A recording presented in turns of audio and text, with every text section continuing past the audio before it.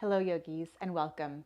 Today's practice is all about yin yoga, which activates our parasympathetic nervous system and helps us with rest and digestion.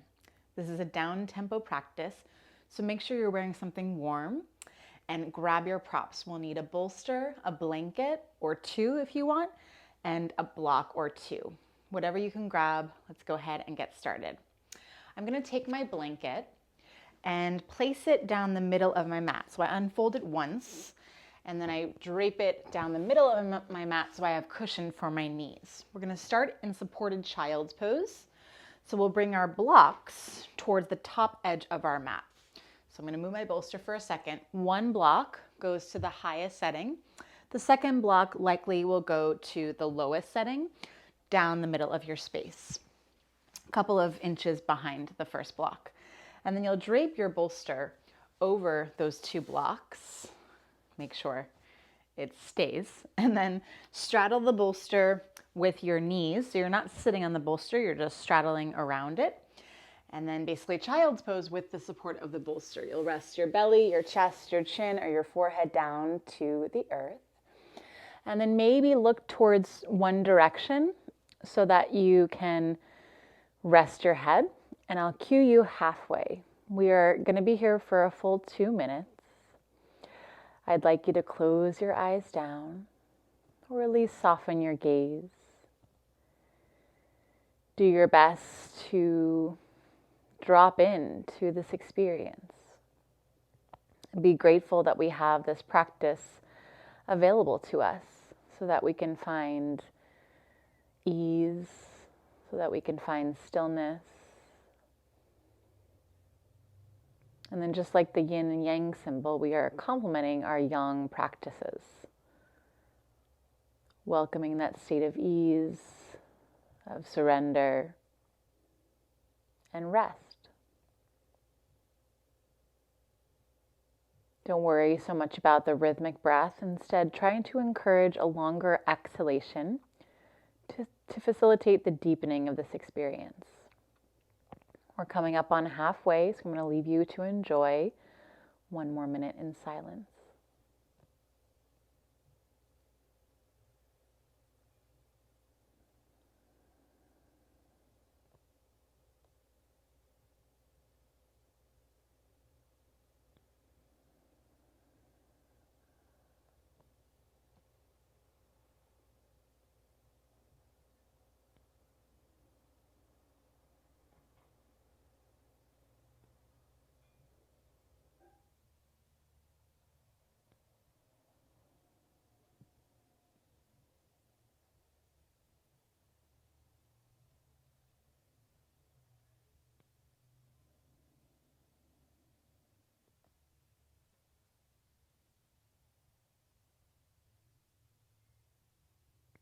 Enjoy 1 more full round of breath. No hurries. Return your chin or your forehead back to the bolster. And then gently press yourself back up to seated. You can always stay in any of these poses for a longer period of time. We'll move the bolster off to the side of the space. We'll set the blocks up towards the top left side of your mat. And then we'll come forward onto all fours. Tabletop position. Adjust yourself on your mat as you need to. Let's bring the right foot now outside of your right hand and move into dragon pose. So the blocks in my case are on the highest setting. I like to start with the highest setting just to kind of gauge my level of intensity. Maybe you stay here for the entire 2-minute time frame. Maybe you lower down to your forearms, or you can always adjust the setting of the blocks to find a deeper expression, or remove the blocks if that feels better to you. Once again, we've got 2 minutes on the clock starting now. Notice the intensity of the right hip, deep hip flexion. Notice the length and release of the front left hip. This is probably the most intense thing we'll do all class. So know this too shall pass. If you feel uncomfortable at all, just try to breathe through the discomfort. Of course, if there's any pain or it feels like it's too much, just back off. You know that there's options, and you can always upgrade or downgrade your level of intensity. Notice your breath again. Can you slow the breath down? And can you start to observe the feelings of release that might be occurring in your body?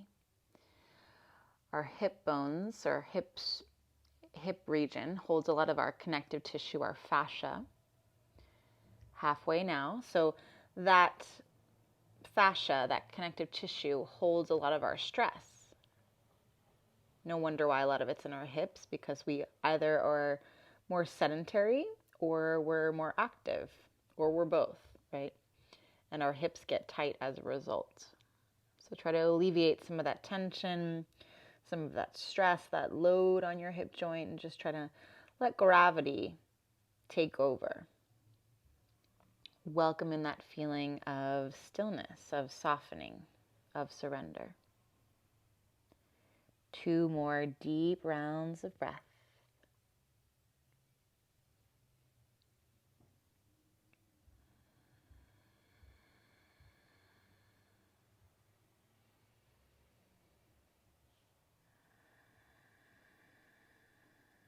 Absolutely no hurries. When you're ready, slowly press back up onto your blocks.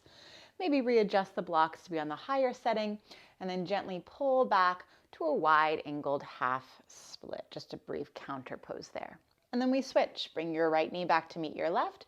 You'll move your blocks over to the right side of your mat, and then you'll step your left foot outside of the blocks on the left. First, find a higher dragon shape. Press into the blocks, lower your pelvis, and lift the heart. Stay there, or again, you can lower into a different level of intensity. Maybe you just drop onto your forearms, and that's enough. Maybe you adjust the settings of the block. You know there are 3 settings, first, second, and third level. So find what works for you, what serves you best today. And again, we're here on the clock for 2 minutes. With this one, you might notice a slight variance from right to left to right, as with all of our asymmetrical poses. Try your best to cultivate the inner witness and just observe whatever is happening in your body. Release the need to fix or adjust. And do your best to drop in to where you are. Be grateful for the moment in front of you. Relax your jaw, relax your grip, relax your mind.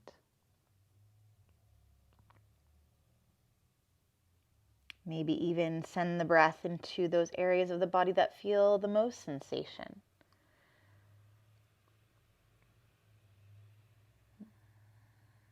Unattached to the result, releasing any tendency to stress or create additional pressure. No need for that. 1 more minute. I'll leave you here to enjoy.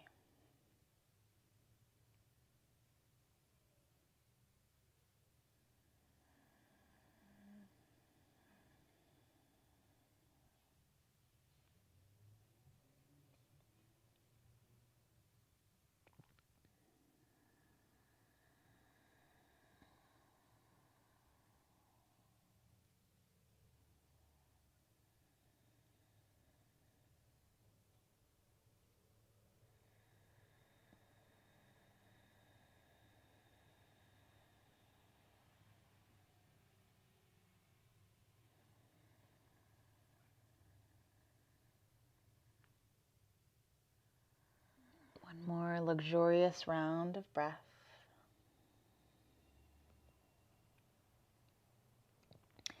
And then gently press yourself back on up. Take your time, no hurries.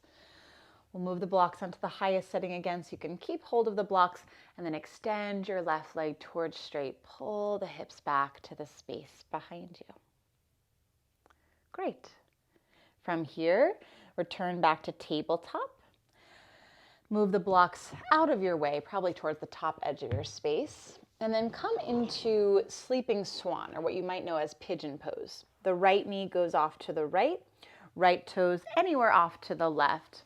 You might like your bolster vertically or horizontally out into the space in front of you.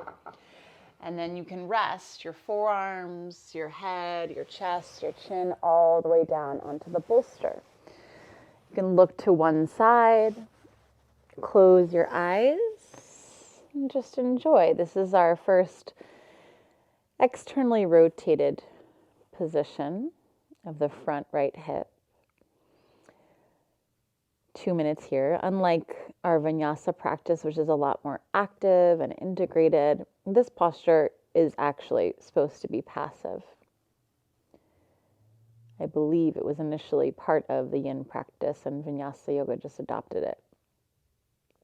So I know this is a fan favorite. This is a very popular shape to practice. And some people love this shape, right? They can do it all day. And some people feel like it's a lot. You know, wherever you land on that spectrum, just be where you are. Easier said than done, I know, but it's really important just to meet yourself where you are. To breathe through the intensity, to breathe through the discomfort, and to appreciate the moment that you're in. Coming up on halfway now, I'll leave you to enjoy one more minute in swan pose.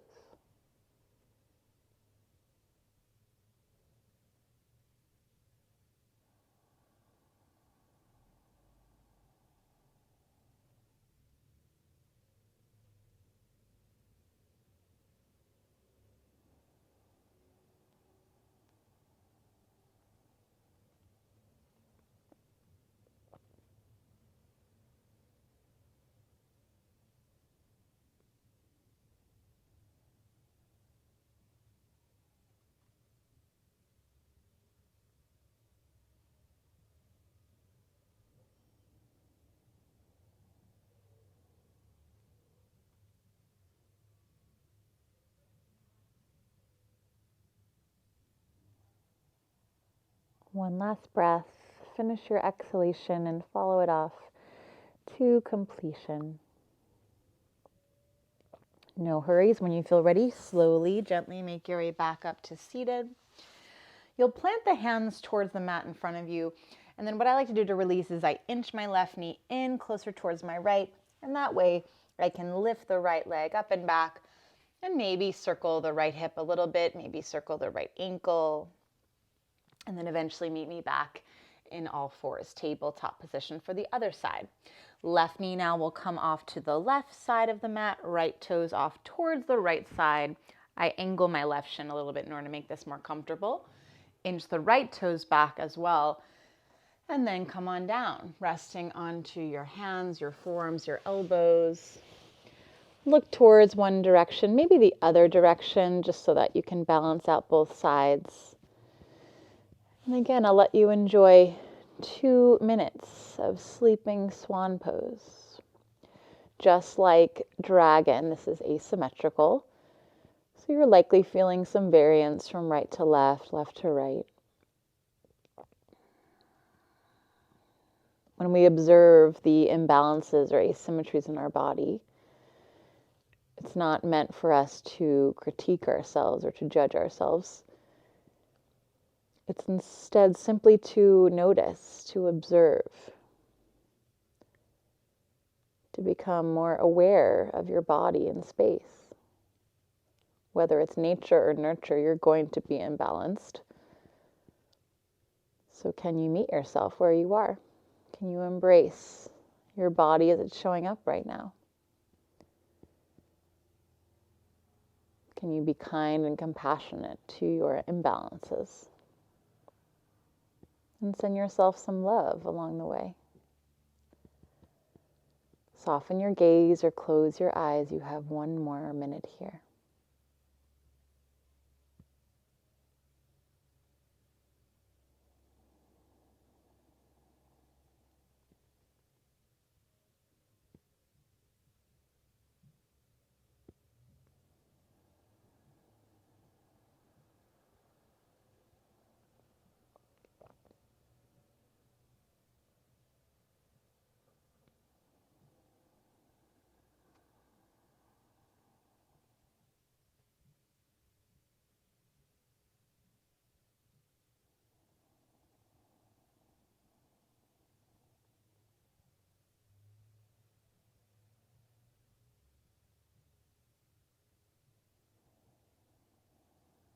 Last cycle of breath.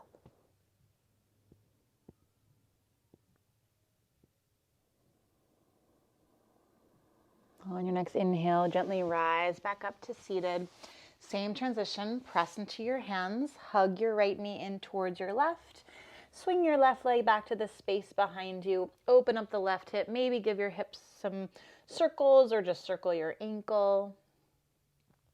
And then we'll come on back to hands and knees. From here, we're gonna set up for a reclined angle pose. So you can do this a couple different ways.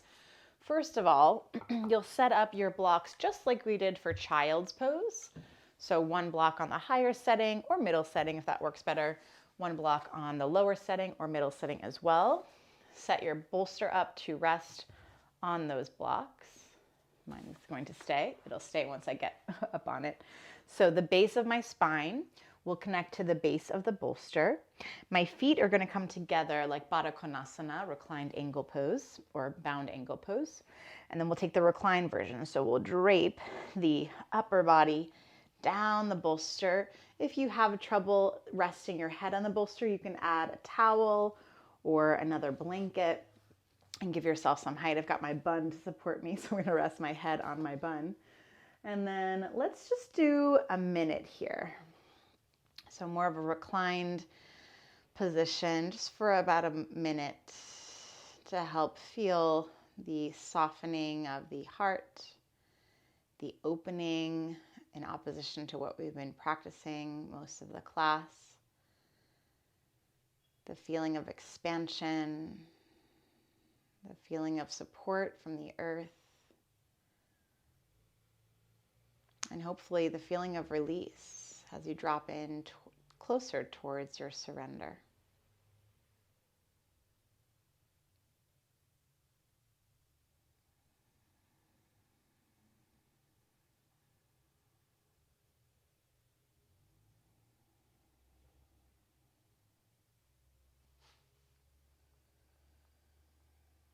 Stay here for as long as you like. This might actually be exactly what you need for the end of your practice. Otherwise, extend your legs straight out into the space in front of you and take supported Shavasana like this. My offering is what we call Stonehenge. We're going to bend the knees. Just gently press into your hands to come off of the bolster. Move your bolster off to the side for a moment. And then we'll set the blocks up towards the bottom edge of the mat. And they're going to be on the highest setting. I'm going to hop off my blanket so that I have the blanket to cover me when I rest. And then my bolster is going to stack right over the blocks. So you're basically making a Stonehenge shape with your bolster and blocks. You'll scoot your hips towards the bolster block setup. You'll drape your calf muscles over the bolster, and then you'll come to rest and lie down. What I like to do is I take my blanket at least to cover my hips and torso, just so it's like an added weight to rest. If you feel colder and you want to cover yourself even more, you know what to do. And I'll let you rest in Stonehenge for a full 3 minutes. For today's practice, I'd like you to really embrace this feeling of surrender. Let go of what no longer serves you. Let go of residual tension in your jaw, in your grip, in your temples.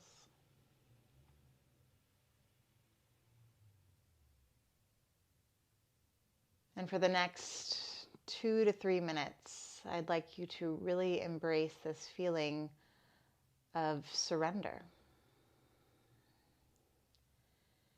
Tap into your own feeling of release, of serenity, of tranquility. And I'd like you to enjoy this time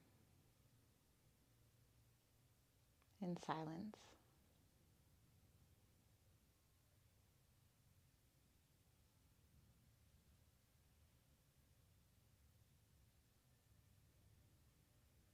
Let go and find rest.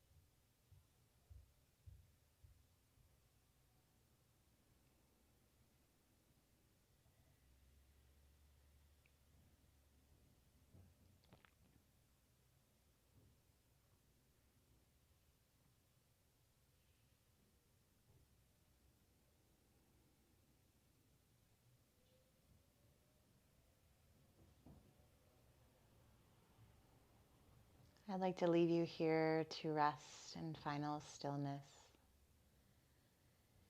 Please take as much time as you need. When you are ready to release, of course, take your time, move slowly, move with intention.